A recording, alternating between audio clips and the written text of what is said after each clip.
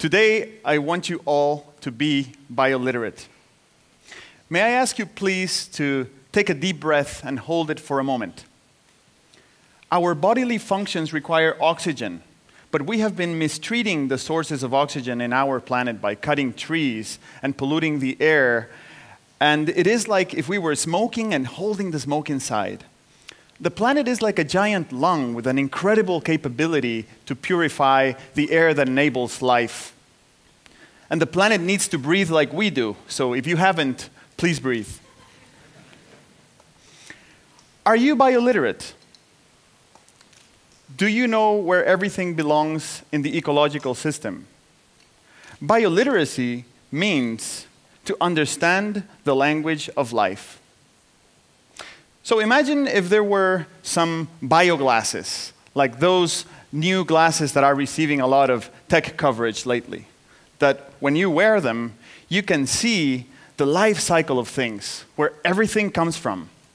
So I would simply focus on an object like my shirt, and I could see where it was made, the water and electricity that were used to manufacture it, where the cotton was grown, and how many kilos of carbon were emitted for this shirt to go from nature to here.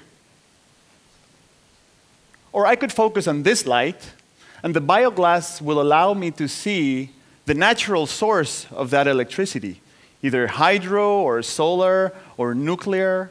And it could give me the energy amount that was used to generate this light. And it could even give me the environmental cost to produce every minute of that light.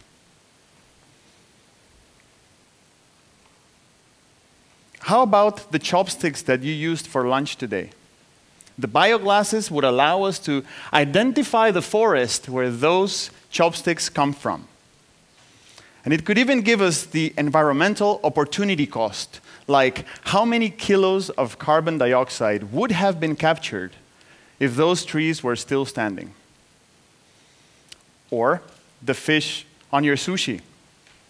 The bioglasses would allow us to see how far this fish has traveled from its natural habitat to our dish. And it could even give us the estimated date of when that particular species will become extinct. I don't mean to spoil your next bite of fatty tuna, but please think about it. You see, being bioliterate makes life completely different. It gives us different perspective on our decision-making in everything we do. Because everything we do has an impact on nature, either positive or negative. Even breathing releases a little bit of carbon dioxide. Or manufacturing the bioglasses, which, by the way, do not exist. The good news is that we don't need them in order to understand the impact of everything we buy, sell, consume, invent, and throw away, or to have a more positive impact on nature. As an intelligent species, we need to behave with a lot more bioliteracy in order to fix what human history has done wrong, polluting our air and water and fertile soil, or consuming natural resources beyond the planet's ability to replenish them naturally. I get a little bit concerned when I hear about innovators trying to create cool devices that can capture carbon from the air and bury it underground, or suggest geoengineering to block the sunlight in order to cool the planet. I wonder if they have ever heard of trees. You see, when you are bioliterate, you understand that a tree is a highly useful device to fix the planet. It captures carbon and it uses it to build its branches and grow. It generates oxygen. It takes nitrogen from the air and pushes it to the soil to make it more fertile. It purifies water. It provides shade. And it is the habitat for hundreds of other living species. It even makes the landscape more beautiful throughout the seasons. But the best thing about trees is that they reproduce naturally, and they grow for decades or centuries or even millennia, having a tremendously positive impact throughout its life cycle. Being bioliterate is sometimes a little bit uncomfortable. According to the Global Footprint Network, the average Japanese person consumes 7 times more natural resources than it generates. In comparison, the average American consumes almost 2 times as much natural resources as it generates. On the other hand, water and waste management, public transportation, and urban planning in Japan are among the most efficient in the world. So it is important that we see the big picture in order to understand where we need to improve and implement best practices.